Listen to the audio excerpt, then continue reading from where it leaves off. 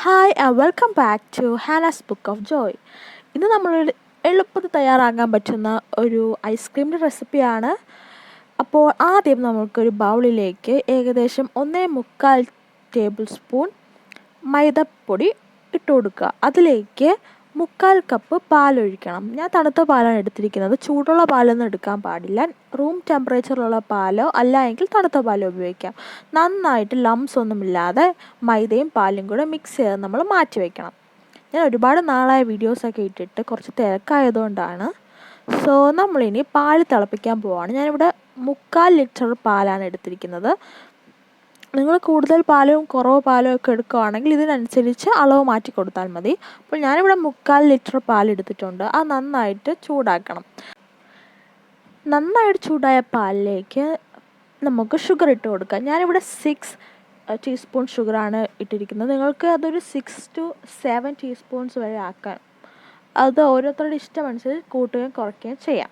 അപ്പോൾ ഞാനിവിടെ 6 ടീസ്പൂൺസ് എടുത്തിട്ടുണ്ട്. ഇത് വളരെ ടേസ്റ്റി ആയിട്ടുള്ള ഐസ്ക്രീമാണ്. ഭയങ്കര സിമ്പിളാണ് ഇത് ഉണ്ടാക്കാൻ. അപ്പോൾ ഇത് നന്നായിട്ട് ഷുഗറും ആ പാലും ഒക്കെ കൂടെ നന്നായിട്ട് മിക്സ് ആകുന്നത് വരെ നമുക്ക് വെയിറ്റ് ചെയ്യാം.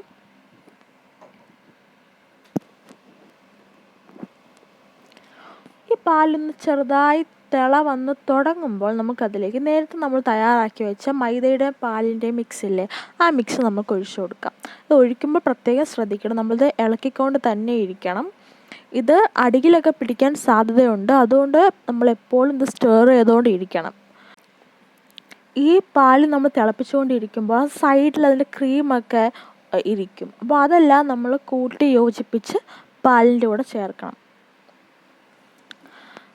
എങ്കിലും അത് നല്ല ഫാറ്റുള്ള മിൽക്ക് നമുക്ക് കിട്ടുള്ളൂ.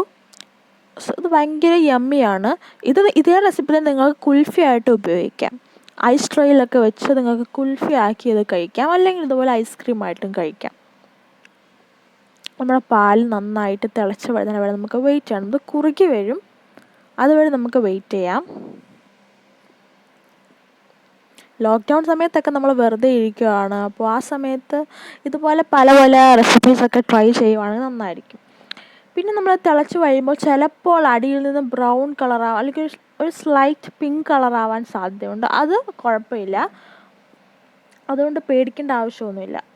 അപ്പോൾ നമ്മുടെ ചൂടായി തിളച്ച് കുറുകി വന്ന പാല് മിക്സ് തണുക്കാൻ നമ്മൾ മാറ്റി വെച്ചു.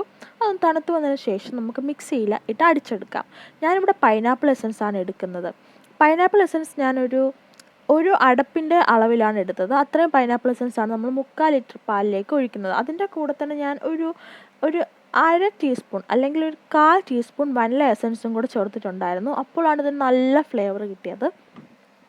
എനിക്ക് പൈനാപ്പിൾ എസൻസ് ആണ് കുറച്ചുകൂടി ഇഷ്ടപ്പെട്ടത്. ഇത് ഞാൻ വാനിലയിലും ചെയ്ത് നോക്കിയിട്ടുണ്ട്, പക്ഷേ എനിക്ക് പൈനാപ്പിൾ എസൻസ് ചേർത്തപ്പോഴാണ് കുറച്ചുകൂടി ഇഷ്ടപ്പെട്ടത്. നിങ്ങൾക്കിതിലേക്ക് ഏത് എസൻസ് വേണമെങ്കിലും ചേർക്കാം. നമ്മളിത് ഈ മിക്സ് എയർ ടൈറ്റ് കണ്ടെയ്നറിലാക്കി ഫ്രീസറിൽ ഒരു 2 മണിക്കൂർ വെച്ചു. 2 മണിക്കൂർ വെച്ചതിന് ശേഷം ഒന്നും കൂടെ എടുത്തിട്ട് അത് മിക്സിയിലിട്ട് അടിച്ചെടുക്കണം. എന്നിട്ട് നമ്മൾ ഒന്നും കൂടെ അത് ഫ്രീസറിലേക്ക് എടുത്ത് മാറ്റി വയ്ക്കുക. ഇപ്പോൾ ഏകദേശം ഒരു 6 മണിക്കൂർ കഴിഞ്ഞു. 6 മണിക്കൂർ കഴിഞ്ഞപ്പോൾ എനിക്ക് പേഷ്യൻസ് ഇല്ലാഞ്ഞുകൊണ്ട് ഞാൻ അതങ്ങ് എടുത്തു. 2 മണിക്കൂറും കൊണ്ട് വെച്ചിരുന്നെങ്കിൽ ശരിക്കും നല്ല തിക്കായിട്ട് കിട്ടിയാൽ. പക്ഷെ ഞാൻ 6 മണിക്കൂർ വെച്ചിട്ട് നല്ല തിക്കായിട്ട് തന്നെ കിട്ടി. വളരെ യമ്മിയായിരുന്നു. ആ പൈനാപ്പിൾ എസൻസിൻ്റെ ഫ്ലേവറൊക്കെ നന്നായിട്ട് കിട്ടി. അത് നല്ല രസമുണ്ടായിരുന്നു കഴിക്കാൻ. സോ നിങ്ങൾ തീർച്ചയായും ട്രൈ ചെയ്ത് നോക്കണം. ഈ ലോക്ക്ഡൗൺ സമയത്ത് വളരെ നല്ലൊരു റെസിപ്പിയാണ്. അപ്പോൾ ഞാൻ എപ്പോഴും പറയുന്നത് പോലെ ഈ വീഡിയോ നിങ്ങൾക്ക് ഇഷ്ടമായാൽ തീർച്ചയായിട്ടും ഈ വീഡിയോ ലൈക്ക് ചെയ്യുക, കോമെൻറ്റ് ചെയ്യുക, പിന്നെ എൻ്റെ ഈ ചാനൽ സബ്സ്ക്രൈബ് കൂടെ ചെയ്യുക. ബൈ.